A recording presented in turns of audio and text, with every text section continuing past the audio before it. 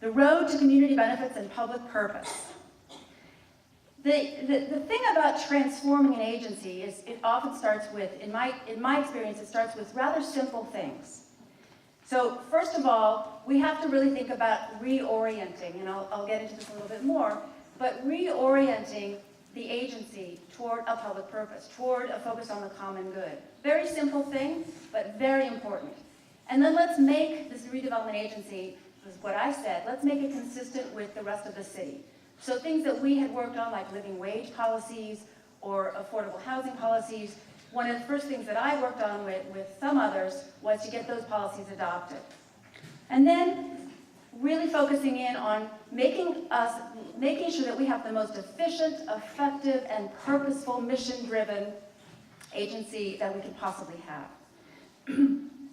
Amazingly, when I first got there were no such thing as applications, there were no such thing as underwriting guidelines, there was very little competitive process. You know, you wouldn't run a business like that, and you shouldn't run a public agency like that, but that's what it looked like. So the purpose initially was, let's get a better, more efficient agency, and let's start working on community benefits project by project.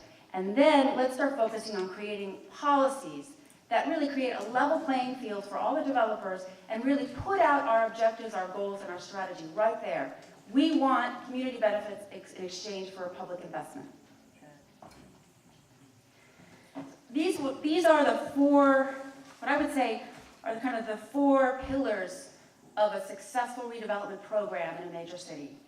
Is leadership, building a mission-driven culture, a clear strategy to not just wait for what comes in the door, but to be proactive, to go out there and buy land and use competition to get the kind of development we want, to target industries. What are the industries that are going to create good jobs, that are going to be focused on cleaning the environment, that are going to create the kind of housing mixed affordability that we need? Let's go out there and figure out what we want, and let's go after those industries. And then clear policies. And it's amazing what we can do if we say these are our policies and you have to follow them. So for example, our redevelopment agency recently passed what we call a construction careers policy. And it was, once we adopted it through our redevelopment agency, it was unanimously approved by our city council, and we actually had no overt opposition when we went with this policy. And what this policy said was, if you get $1 million or more from the agency in subsidies, loans, land write-downs, etc., then you have to participate in what we call the Construction Careers Program.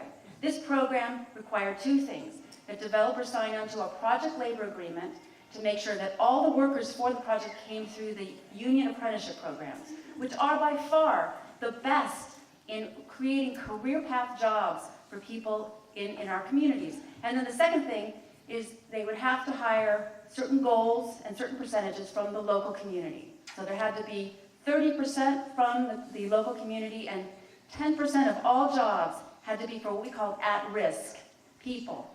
And that includes people coming out of the criminal justice system, people who were homeless, people coming off welfare, targeting these career path jobs, making sure they're good jobs, and making sure they're going to the people who most need them in our communities, as a way to really inject income and inject possibility and opportunity into our communities. So now this is the law of the agency, and we don't have to negotiate over it. If you want our money, then you are going to participate in the Construction Careers Program. And believe me, even with this financial crisis, people still want our money, especially in this financial crisis. Another policy that I want to talk about, a green building policy, which we're working on now, which will require, based on the city's policy, every developer that receives subsidy from us to achieve what's called silver LEED standard, meaning you have to build your building to a certain standard that's going to protect the environment, that's going to save energy, that's going to help slow down at least global warming.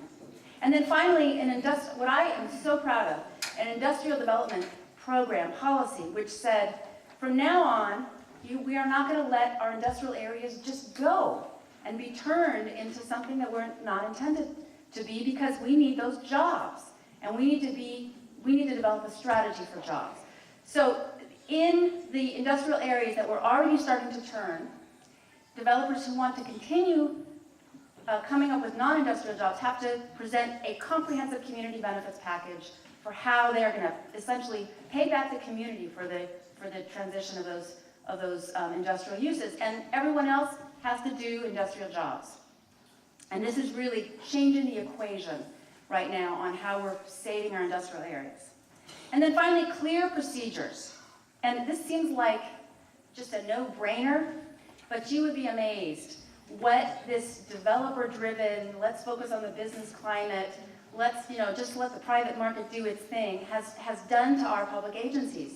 It has turned them into unaccountable, a lack of just the basic transparency and procedures we know we need to run an effective organization. So these underwriting guidelines, negotiating like we're representing the public rather than we're representing the developer, community context analysis to figure out what does a community need. So it's not just what comes in the door, but what does the community really need. And then of course, openness to community input. In fact, welcoming community input, because people in communities have a lot of wisdom that comes from their own experience. And that when you open the doors and you welcome that in, you get controversy, but you also get a lot of good input. So finally, what next for the redevelopment agency in Los Angeles? We want to continue. We have a plan for a whole set of policies that we're going to be adopting to really put in place the minimum set of standards to really embody our vision, our strategy, our goals for what we want to see come out of redevelopment. We also are looking to another set of powers that redevelopment agencies have, which is the power to enforce what the redevelopment plan says. And oftentimes that means how high you can build, what kind of use you have, what are called discretionary approvals. And redevelopment agencies have been afraid to say, well, if you want to build housing on a lot that's supposed to provide jobs, then you need to provide some affordable housing, or you need to provide something for the community that's going to benefit because you get this added benefit from changing the use or building higher. So that's really another level of setting standards that we are excited about going for. And then policies that set the standard for key industries. Why can't we say, let's figure out how we can get grocery stores into all of the communities that don't have them? Let's figure out how we can improve tourism, make them good jobs at the same time. So let's go out there and try to find those companies that are going to be partners with us and embrace our money and focus on an industry strategy for the whole region. But in the end, of course, we're going to get continued pushback from developers, from some people in the development community that would much rather see the redevelopment agency as kind of an idealized bank. No rules, no applications, just give us the money. And that's not going to happen, but we're going to have a lot of pushback on an ongoing basis, so we all need to join together, and maybe we can make every redevelopment agency in the state a great redevelopment agency. Thank you very much.